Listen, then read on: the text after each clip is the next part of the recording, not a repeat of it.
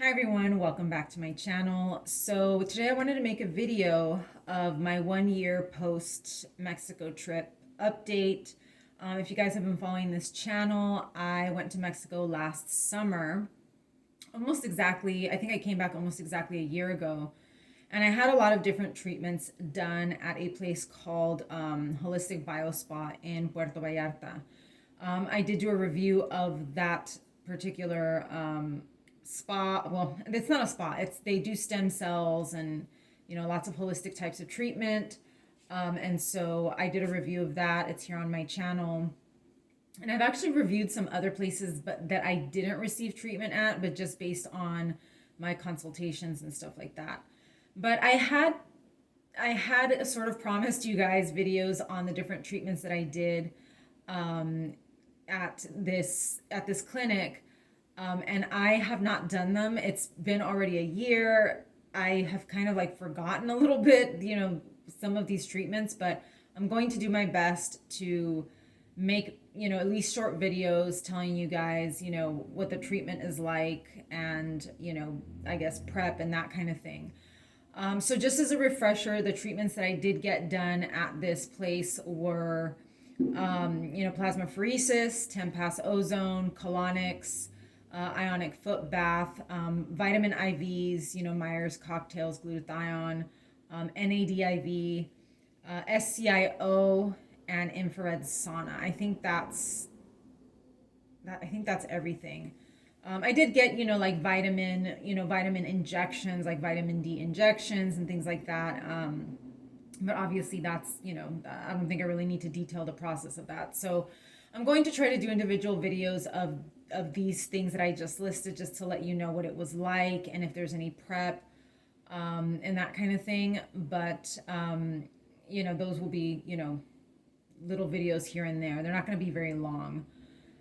But as far as how I'm doing, so it's been about a year. I was there mid June to mid July of last year. And, you know, I, I had high hopes when I went, but as soon as I got there, I realized that they probably weren't going to be able to help me much. And I think it became clear to them once I was there that, things, they were going to do whatever they could, but they kind of also knew that they weren't really going to be able to do much for me either. And so I was just like, you know what, just take it as it is. There were some treatments I had never done before, like plasmapheresis and Tempass, that I was really, really interested to see if they would help in any way. But I just went there with an open mind, and I was like, you know what, let's just say that I'm taking a vacation, because I actually have not been out of the country or on any kind of vacation in probably over a decade. So, I just took it as, if if I don't improve, if I don't get 100% better or even 50% better, at least it's a vacation. At least I got you know, out of the country into a different environment. So here's the thing: I did not feel improvement right away. And you will know this in the video that I did, where I think I did the review of the spa. I may have done, kind of like how I felt afterwards, a video on that. But it did take about a month after I returned. So I returned mid July, so probably by August, maybe the end of August, is when I started to notice that, like, a lot of my bloating and stomach issues started to calm down. If you remember, I was really, really sick when I left. I actually had done a round of antibiotics. I've been getting sinus infections every 3 months since last January. And I had gotten one, I had done the antibiotics, and I started suffering from severe bloating, and it was just constant. So I was really worried that I wasn't going to be able to make this trip. The bloating seemed to be improving a little bit by the time I left. I actually had to get an ultrasound because I didn't know why I was having such severe bloating. So I went to urgent care. They did an ultrasound. They were like, "You're okay. You're fine. You're good to go. You're fine to travel," which is crazy because I had this massive, horrible bloating. So it did. improve. Like once I got back, it took a while. It took like a month, and then I started seeing that the bloating was improving. My stomach was feeling better, and even like my neurological symptoms. I want to say that things kind of calmed down. Did they go away? No, but I did feel, some improvement, especially as badly as I had been feeling earlier in the year, due to multiple rounds of antibiotics. Um, Unfortunately, what did happen was that I lost weight and my histamine issues kicked up because of the colonics. And I'll talk about that, I'll touch on that in the video where I, talk about the whole colonic experience. But that was the one treatment that I think may have been sort of a mistake or not the best idea. I did 2 colonics, and I noticed right after that my hair started falling out again, which is a symptom of my histamine issues. And I did seem to start losing weight, although I had already been losing weight. I think I'd gone from like 96 to 94 pounds. And that could have been also from the antibiotic use. Um, when I came back, like I said, it took about a month for things to calm down. And then when things calmed down, I got hit with another sinus infection. So it was almost like once things started to, I started feeling better, then I got hit with another sinus infection and another round of antibiotics. And again, with, the stomach discomfort, intestinal issues, bloating, and all of that. And then, if you guys have been watching my other videos later in the year, so that was, I think, in August when I got that other sinus infection. So shortly after I returned, it might have been August or September, but it wasn't too long after I returned. And then I got hit with the ureaplasma in December. So, once I got hit with the ureaplasma and I knew what, how the round of antibiotics that I was going to have to take for that, I was like, this is just going to do me in. Any improvement that I had sustained from, the treatments in Mexico was probably not going to hold. So I guess I should just fast forward to now because it's a year post and, all of these things have happened. I did get another sinus infection after the ureaplasma. It's been just a crazy, a crazy year, lots of infections, lots of issues. I have continued to lose weight. So right now I'm somewhere, getting close to like 90 pounds. I'm 5'5", which that's about 20 pounds underweight. So my weight has continued to drop, but again, I've done multiple rounds of antibiotics since I've returned from Mexico. My histamine issues have gotten worse because of the antibiotics. And the hair loss, of course, has gotten worse. I've lost probably somewhere between 70 to 80% of my hair. You might not be able to notice it on camera, but I can definitely notice it when I touch my hair, when I tie my hair. And none of this is due to the treatments. The only thing, the hair loss started with the colonics in Mexico. That's kind of what kicked it up, but it's gotten worse because of all the other things that I've had to do. The antibiotics, I also had a colonoscopy. And so all of that just kind of made it worse. Anything that had to go through my GI seems to just be causing this histamine and hair loss thing to get worse.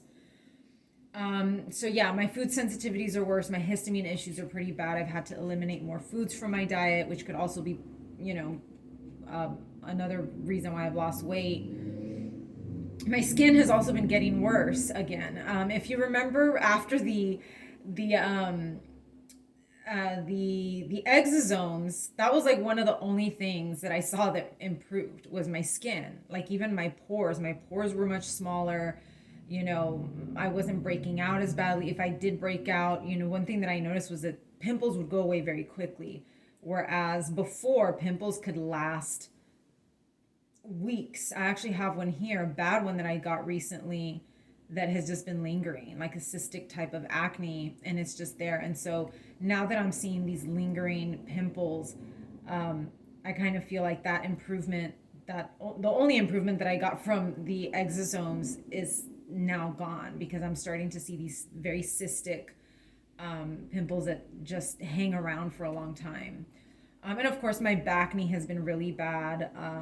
And all of that had improved with the exosomes. And again, the exosomes that I did were actually meant for skin. They weren't meant for, the way that they were applied. They are for the skin and scalp. So here's the thing. There is one thing that, that has still kind of maintained, and it's something that I've been, I just keep my fingers crossed every month, and I'm just like, I hope that I maintain this improvement. So period cramps, the menstrual cramps that I had been experiencing, and I have told you guys this in other videos that I would get menstrual cramps. This wasn't my normal. Before I started having health issues, I didn't even know, when I was going to start my period because I never got cramps. Then after I started having these health issues, I started having severe pain. Sorry for the noise. I started having severe pain, blackout level pain, dry heaving, that kind of thing. It didn't happen all the time, but I had a couple episodes like that per year. And then my pain was just pretty, especially for the first 24 hours, the pain was just always there. Advil, I would have to take 2 Advils every 3 hours, and that would blunt the pain. It wouldn't make the pain go away.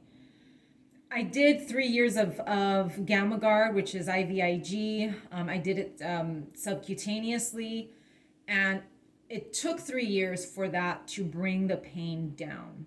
And then, as you guys know, I had to stop the IVIG due to the weird side effect from the exosomes, and I saw the pain start going back up. And that was one of the things that I was really concerned about with my trip, because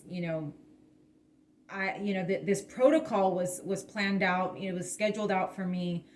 It was 2 weeks, but Monday through Friday. So I would only have the weekends off. And I thought, if I start my period, I may not even be able to do the treatments. I will have to be in my, Airbnb just there, at least for the first 24 hours. But it actually wasn't bad. It actually wasn't too bad. And I was like, oh, that's interesting. Maybe the IVs or whatever other treatments they're doing are helping. And, I was really skeptical. I was like, it might just be because I'm receiving hydration through the IV, because I know hydration is one of those things that can help with pain. So I kind of figured by the time I get back, maybe after a few months, that improvement will go away. Well, it's been a year. And keep in mind that IVIG was keeping that pain, after 3 years, it brought the pain down. And as soon as I was off of it, the pain went back up. And the exosomes did not help with the pain either. But for whatever reason, and I don't know what treatment it was, I can't pinpoint what it is, which one of these things, maybe a combination of everything. I can't pinpoint what it was, but the pain has remained better. And it's been about a year. Knock on wood, I'm keeping my fingers crossed that this is going to be a long-lasting improvement. It does vary. Sometimes it's a little bit worse. Sometimes it's not as bad. But overall, it's much more controlled. I never have a pain-free cycle. But it's very impressive to me, because this pain was blackout level. It could be blackout level. I had to take 2 Advil every 3 hours for the first 24 hours. And I'm talking through the night. And oftentimes it was over 24 hours, but at least the first 24 hours, 2 Advil every 3 hours through the night. It would blunt the pain. It would not stop the pain. I've noticed now that Advil will stop the pain. And it seems to kind of have sort of like a long-term effect.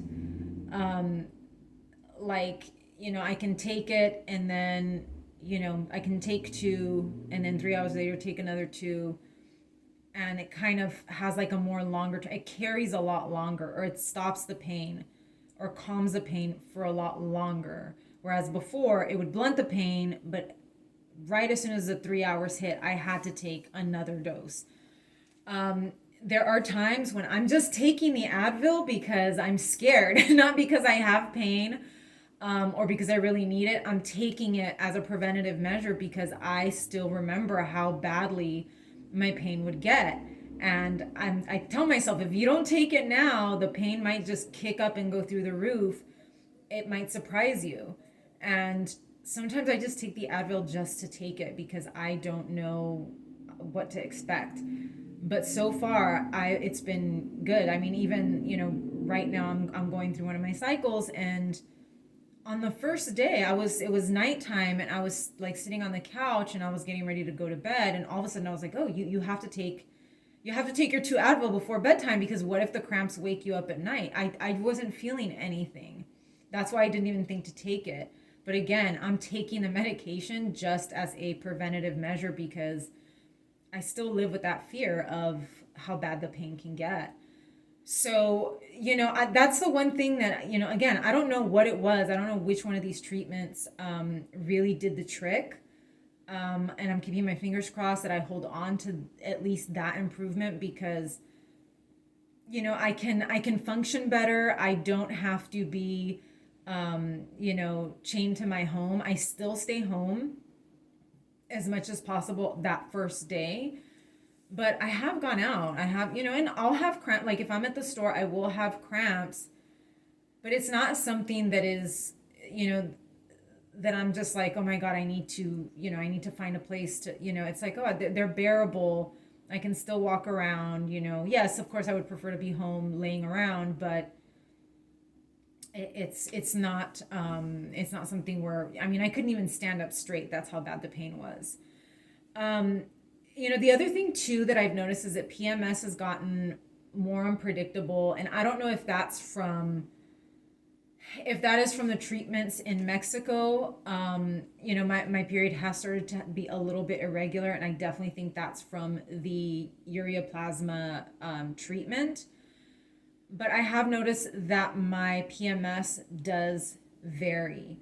One of the things that I noticed from the exosomes was that my PMS was shorter, or it would actually just overlap with my period. Whereas before, my PMS was like 10 days. It would start like almost 10 days before my actual period. Now I'm not seeing that. Yes, there will be some times where maybe like 3 days, before I'll start getting small cramps. But things are more inconsistent. Like this time I had one night of night sweats, and that was it. For a while I actually wasn't getting any. So it's more unpredictable. The depression, the weepiness, that kind of stuff is also kind of like off and on. The fatigue, like this time I didn't really feel a horrible level of fatigue, but then there's times where I will feel just really tired, and just want to kind of lay around. So the PMS has become more unpredictable. I don't know if that's from the treatments there. I think it's a combination of that and a combination of the antibiotics and all that stuff that's just kind of, been causing a lot of issues. But again, it's quite impressive to me that the pain has still maintained itself, more or less controlled, much, much more manageable, even with all of the other issues, the ureaplasma and all the antibiotics I've had to take. So, I'm keeping my fingers crossed that holds on, because that's, to me, it's almost miraculous. The other thing that I have noticed, I don't know if this is related to the histamine issues, but I did notice when I came back from Mexico that my sugar cravings were not as bad as they were before. Keep in mind, when I went to Mexico, I packed chocolate. I packed some chocolate with me because I'm the type, like, especially with PMS, I needed to have my chocolate. I needed to have some kind of sugar, something. Because I mean, I felt like I even got like shaky if I didn't have some kind of sugar, particularly with PMS. My cravings for sugar were I just needed it. My cravings for sugar have been better since I've gotten back. Do I still eat sugar? Do I still like sugar? Yes. But I don't feel the same way about it. And I want to say, like, the candida stuff, the candida issue, I want to say that that's improved. I can't, there's really no measurement or measurable way to to measure it. But I want to say that that's probably part of the reason why the sugar cravings have improved. I feel like the Candida thing is better for whatever reason. But yeah, those sugar cravings are not as intense. I do love sugar regardless, but I'm not like, I don't feel that shakiness. I don't feel that like, and to be honest, I actually have kind of gone through phases where I crave salt a bit more. Oh, that's another thing too. I don't know why I thought of it when I said salt, is that I sweat now. I remember I didn't sweat before. I just, for whatever reason, I just wouldn't sweat. And I did do a lot of infrared saunas while I was there. And ever since then, I sweat now. Like I will sweat, which is, I mean, it's good. I know it's kind of like gross, but I just didn't sweat before. I would never sweat, even if I would go for a walk, even if it was hot. I didn't sweat. Like I would see my parents, like they'll go for a run, and I mean, they're like soaking wet. And I don't get like that, but I do sweat now, which is, bizarre to me. Like I never used to sweat before. And so I consider that a good thing. Obviously, I have to be very conscious of hydration. I've also adopted the, taking electrolytes regularly because I was doing that in Mexico. I'll talk about that, in the other videos. But I've actually tried to keep that up now that I've been back, to have electrolytes at least a few times a week. Um, because I think I need that extra hydration, especially now that I'm actually sweating. So, there are some things that have maintained. I don't know why. I don't know what it was. I don't know which treatment, but I'm kind of glad that whatever little improvement I gained was worth it to me. It was worth the money. It was worth the trip. The trip was fun, to be honest. I had a good time. I didn't just go to the clinic. I did do a little bit of touring around and looking at stuff. And it was just nice to get out. And now, now knowing all the stuff that's happened to me since then, I probably won't be able to make another trip like that again, because my health has declined in some ways.